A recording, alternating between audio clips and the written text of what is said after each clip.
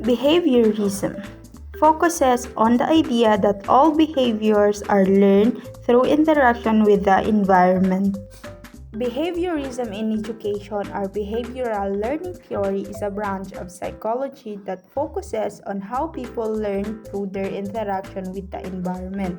It is based on the idea that all behaviors are acquired through conditioning, which is a process of reinforcement and punishment.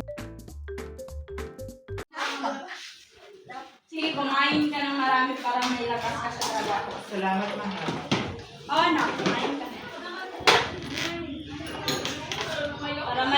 Para may masagot ka mamaya. Sige, ulam.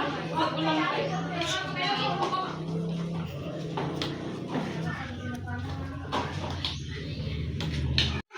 Kumusta na ang pag-aaral mo, anak?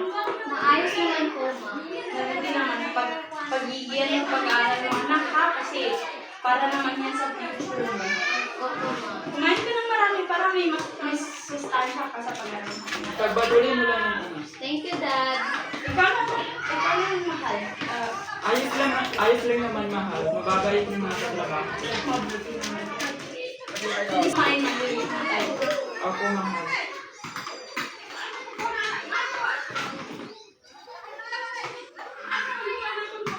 Kanara? Opo, ma. Sige, ako na mag-litbit lang tinagay na yun. Ikaw makatapos na. Ako, mahal. Tapos na. Sige na, i-update mo na yung anak natin. Sige, mahal. Aalis na. Ako na lang kami, ma. Mag-aral ng mabuti anak ha. Opo, ma. Bye-bye! Kumain na tayo. Huwag na natin hintayin yung tatay mong batugan. Marites, anong ulam? Yan o. Gulay niya na naman. Bakit? May binibigay ka ba sa akin para pangbili natin ng ulam? Saan napunta yung perang binibigay ko sa'yo? Bakit kalakihan ba yung binibigay mo sa akin para sa pambili natin ng ulam? Nay, tay, pwede ba kumain muna tayo? Ito kasing tatay mo eh. Ito kasing nanay mo, hindi ko alam kung saan niya ginagastos yung perang binibigay ko sa kanya. Wow! Bakit kalakihan ba yung binibigay mo sa akin para pambili ng ulam natin? Hay na, anong klaseng buhay ito? Sino yung laman? Kumain ka na dyan. Ayoko na kumain, wala na akong gana.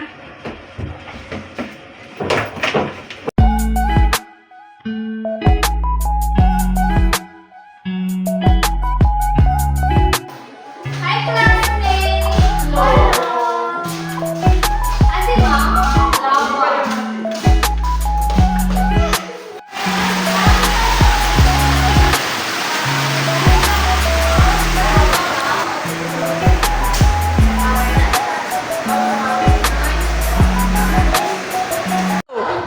Boy, may ballpen ka dyan. Thank you. Welcome. Good morning, ma'am.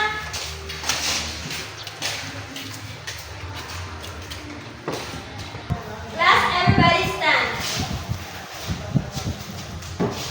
Sa trio, bakit ayaw mo tumayo? Good morning, class.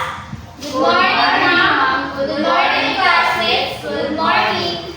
You may now take your seat. Thank you, ma'am. Class, before we start, let me check your attendance first. Yes, ma'am. Asmira Tamay. Present. Bangon Rehana. Present po, ma'am. Noradine. Nalaban. Present po, ma'am. Class, may assignment ba? Wala po, ma'am. So what was our topic class meeting? Ma'am, Yes, Tamay? our last topic po, ma'am, is all about now. Noun. So who can define noun? Ma'am? Yes, Noradine? So, noun, it refers to the name of person, place, animals, and etc. Class, who can give me the example of noun? Wala ba? Okay, kung sino yung makakasagot is bibigyan ko ng plus factor. Sino? Sino yung gusto? Okay, Tamay? The examples of noun is other. Okay, very good. Tamay. Now, who can make a sentence using Anna? Ma'am? Noradine. So, Anna is beautiful. No, now where is the noun there?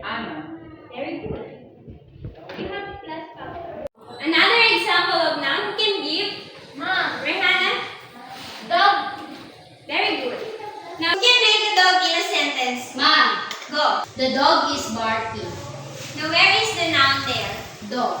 Very good. Thank you, ma'am. Who else? How about you, Miss Andrea? Wala po, ma'am.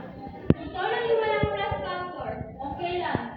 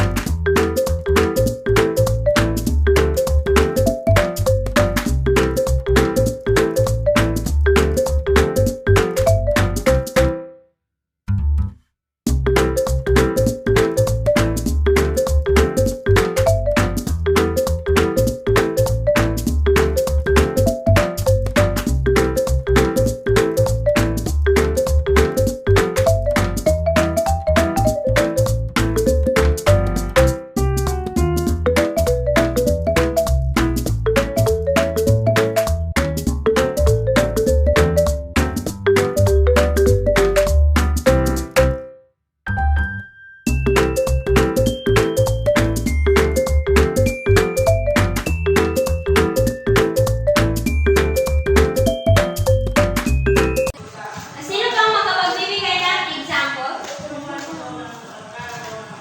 Sa Tria, bakit hindi ka nagpa-participate?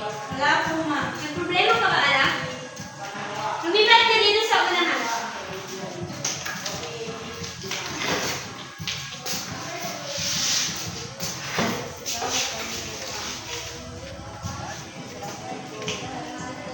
Since alam niyo na kung ano yung verb, isulat niyo muna ito sa inyong notebook.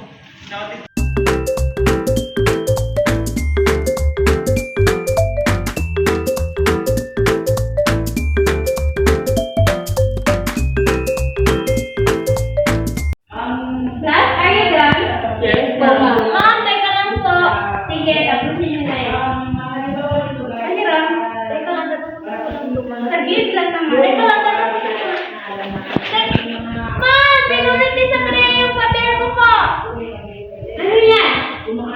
Sandria, bakit pinunod mo yung papel ni Rehana? Ma'am, gusto ko lang naman po hiramin yung notebook niya. Ganyan ba yung dapat na paghiram ng notebook? Sandria, pumunta ka dito sa harapan. Diyan ka muna habang hindi pa tapos yung klase natin.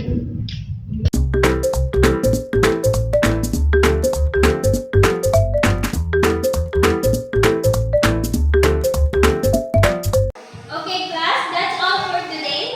Maiwan ka sa Tria. Thank you, ma'am. Thank you, ma'am. Upo ka dito sa Tria. Anak, may problema ka ba? Kanina ko pa kasi napapansin na hindi ka nagpa-participate sa buong klase ko. Wala po, ma'am. Palagi lang po nag-aaway mga parents.